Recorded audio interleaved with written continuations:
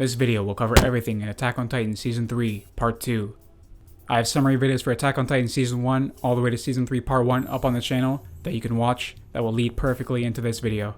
I appreciate you for being here, and before we get into the video, there is one thing I want to address. I've been thinking about this lately, whether or not my summaries actually violate copyright or not. I've looked into it and I'm not sure, but I do just want to say, whether or not my videos do violate copyright law, I guess we'll find out in the future. Regardless, please watch the original work. I absolutely love this anime. That's why I'm making videos on it. That's why I'm making summaries on it. These videos are not meant to replace the anime. They're just kind of meant to supplement and refresh your mind on what you just watched. So please go check out the anime for yourself, support the work, support the anime community. And with that being said, I'll have to look into whether these videos really are copyright violations or not. But you don't need to hear about that. So let's just get into this summary. The Scout Regiment traveled to the Shiganshina district to retake the final wall and discover what secrets Grisha Jaeger kept hidden in his basement. And whilst on the road, nerves begin to consume Eren. Although, Armin is able to help him restore his resolve, as the three Shiganshina residents close in on the place they once called home. When they finally reach their destination, they proceed with their plan to have Eren seal the inner and outer gates, whilst all the soldiers cover their hoods to conceal their identity as they anxiously expect an attack. He manages to seal the outer gate, but their plan is halted once Armin discovers traces of a campfire atop the wall. He then cleverly directs the soldiers to search for holes in the wall where the enemies may be hiding, and they discover Reiner, who then transforms into the Armored Titan. Damn, Levi almost had him. Outside the wall, the Beast Titan then appears, with a host of Titans transforming all around him, surrounding the soldiers.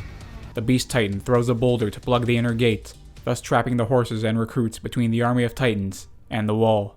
There's another intelligent Titan carrying luggage on his back. This is the one that alerted them of the scouts incoming. By command of the Beast Titan, all the smaller class Titans begin their advance on the trapped horses and recruits. Erwin then commands Levi to join the recruits in protecting the horses, entrusting him with eventually destroying the Beast Titan, whilst the rest of his and Hanji's squad are entrusted with destroying the Armored Titan. Reiner climbs the wall, but before he commits to killing the horses as they planned, he is bewildered when he sees Eren in his Titan form, running to the outside wall. Unwilling to take the chance that he escapes, he takes the bait and engages Eren in a one-on-one rematch of their Wall Rose showdown. Eren's hardening ability gives him the upper hand, and he manages to create an opening for his allies to attack with their newly developed Thunder Spears. These are basically explosives, designed with the sole purpose of destroying the Armored Titan. Reiner then has a flashback of the day Marco overheard his and Bertolt's conversation, where they had Annie take his ODM gear and left him to be eaten by a Titan so he wouldn't reveal their secret. Before Reiner collapses, he lets out a scream, and the Beast Titan throws a barrel containing Bertolt into Shiganshina. When he lands, he finds Reiner unconscious and resolves to put an end to the fighting himself. Armin attempts to negotiate with his former comrade, but Bertolt is adamant that they all must die, and he transforms into the Colossal Titan, blowing away everything in his midst. Well, so much for the timid, remorseful Bertolt. Levi's squad seem to be the only ones that survived, and as the Colossal Titan scatters debris around the district, Eren and the others are hiding, unable to come up with a plan for victory. Meanwhile, on the other side of the wall, all the veteran soldiers get wiped out by the Beast Titan's bombardment of boulder pitches, leaving just Levi, Erwin, and the new recruits alive. The spirits of the recruits hit rock bottom, and Erwin has to accept the fact that he may never reach the basement to discover the truth he's been searching for his whole life. He decides to accept his fate and leads the recruits in a suicide charge of the Beast Titan, whilst Levi secretly approaches him from another route. Erwin and all the recruits are wiped out by the Beast Titan's pitches, Except this guy. and Levi makes use of this distraction to slice Zeke out of the Beast Titan's nape. We learned his name earlier from this ugly thing. However, before Levi manages to kill him, he is snatched away by the Cart Titan, and they make their escape. Levi hesitated because he wanted to turn a survivor into a Titan in order to steal the Beast Titan's power. Back in Shiganshina, Eren is knocked out by the Colossal Titan, and just as things seem hopeless with Reiner returning to the fight, Armin comes up with a plan. He tells his friends to take care of the Armored Titan, whilst he and Eren take out the Colossal Titan in a final stand. Armin tells Eren his plan, but before they can put it into action, Eren falls off his spot on the wall, leaving Armin alone in a hopeless struggle against his former comrade. Armin holds on as long as he can, whilst the Colossal Titan scorches him with his steam, but his charred body is eventually blown away, and before he dies, he finds peace by entrusting his dream of seeing the outside world to his best friend. When the smoke clears, Bertolt notices Eren's hardened Titan where he saw him fall, then is shocked to see him appear behind him, as he is cut out of the Titan's nape and captured. This was all a part of Armin's plan. At the same time, their friends take on the Armor Titan, and though their plan to blast open his jaw and blow him out from the inside nearly fails, Hanji, still alive, comes in to assist, and they succeed in capturing him. R.I.P. Demoblit. Eren drags Bertolt towards Armin's corpse, then the cart Titan approaches with Zeke on his back, and Eren threatens Bertolt's life if they come any closer. Zeke shocks Eren by telling him that he looks nothing like his father, and that they are both victims of his brainwashing. Then, they turn tail once they see Levi approaching, having dismantled the remaining Titans on the opposite side of the wall. At the other end of the demolished city, Hanji is prepared to kill the tight-lipped Reiner, but Jean influences her to first confirm the situation with the Titan spinal fluid. Mikasa goes to check the situation, but once she gives the signal to proceed with killing Reiner, the cart Titan appears and snatches him from their clutches. Mikasa gave the signal because she saw Eren hunched over Armin's wheezing corpse, making him a prime candidate to use the Titan spinal fluid on. Eren quickly calls for Levi to hand over the syringe to turn him into a Titan and eat Bertolt, and Levi hesitantly agrees. But, before he can hand it over, the only unscathed survivor of the Beast Titan's bombardment arrives, with a barely alive Erwin tied to his back. Difficult decision time. Levi then decides to use the injection on Erwin, though he is met with much resistance from Eren and Mikasa, but Levi doesn't waver in his decision. The survivor, Floch, backs up the captain's decision, stating that only a devil like Erwin can defeat the Titans. He thinks letting him die would be going too easy on him. Hanji and the others then arrive, and once Eren and Mikasa see they can do nothing to stop their friend from dying, everyone disperses, leaving Levi alone to complete the task. However, before he injects Erwin with a syringe, he has his hand slapped away, as he notices the commander mumbling something. Levi then reconsiders his decision, and ultimately decides to allow his old friend to rest, as Armin is chosen to eat Bertolt, and he reawakens as the new vessel of the Colossal Titan. Then, Eren, Mikasa, Hanji, and Levi go to discover the secrets Grisha Jaeger kept in his basement.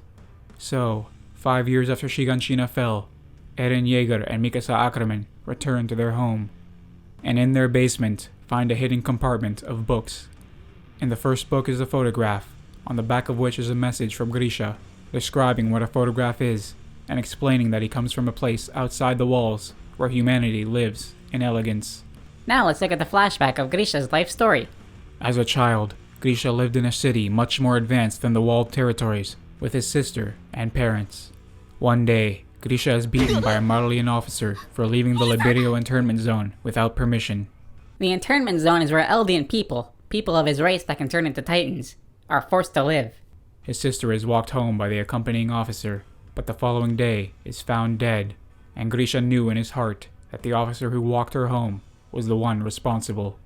Grisha's father accepted the officer's lies and taught his son their people's history. The power of the 9 Titans came from Ymir Fritz, the first Titan, who made a contract with the devil of all Earth.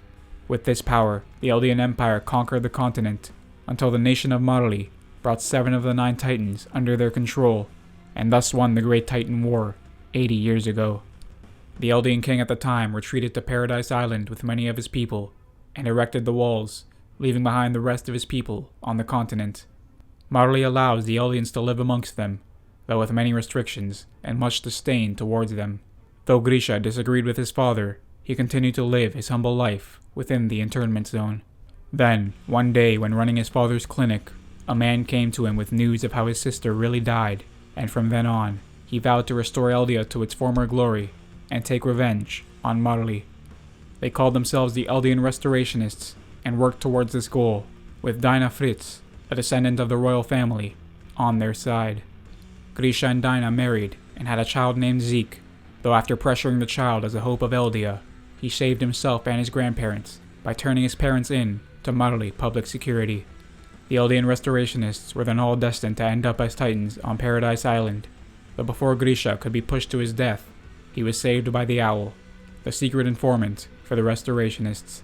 He then transformed into a Titan and wiped out the few Marleyan soldiers on the island, allowing him and Grisha to converse undisturbed.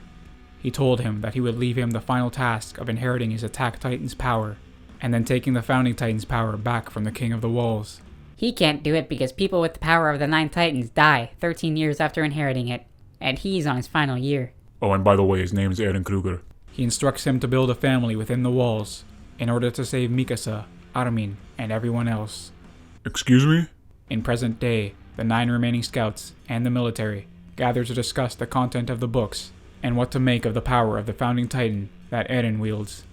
The only time Eren was able to wield its true power is when he punched the Titan that ate his mother, though as it turns out, that Titan was Dinah Fritz, and the royal blood within her awakened the Founding Titan's power. Eren keeps this a secret because he's afraid what would happen to Historia, being that she possesses royal blood too. The military then decide to share with the public that the world is their enemy, as they all want the Devil Eldian race to perish. Not everyone in the public believes this truth, but they all continue on with their normal lives as the days and months pass, and after the snow of winter melts, the scouts announce that Wall Maria has been cleansed of Titans. With refugees returning to their homes 6 years after the Colossal Titan's first attack, the scouts were finally able to resume expeditions past the outermost wall. And so, they pass the place where Eldians are turned into Titans, and are in amazement when they lay their eyes on what Armin has been dreaming of seeing since he was a small boy: the sea. Though most of them enjoy themselves, Eren takes no part, as he has one simple question he still needs answered. And that is the video and the end of Season 3. Season 4 Part 1 video should be out sometime in the next week after this, coming out much later than I wanted it to, so I apologize, but I hope you're enjoying Season 4 Part 2 right now if you happen to be watching. And if not, and you're trying to catch up on the show, please actually go watch the anime. Alright, don't make my videos replace them, because at the end of the day, they can't replace them. There's a lot of things you're not getting in my videos that you're going to get if you watch the actual show itself. One of them being music, the amazing voice acting, the awesome action battles that I don't show you, all of this stuff. So please go check out the original work. I may be saying this to try and save myself from getting these videos taken down, but at the end of the day, I do love this stuff and it deserves to be watched. And that's why these videos are out in the first place, because I love it. So with all that being said, I appreciate you all. Expect another video out within the next week. Take it easy, and peace.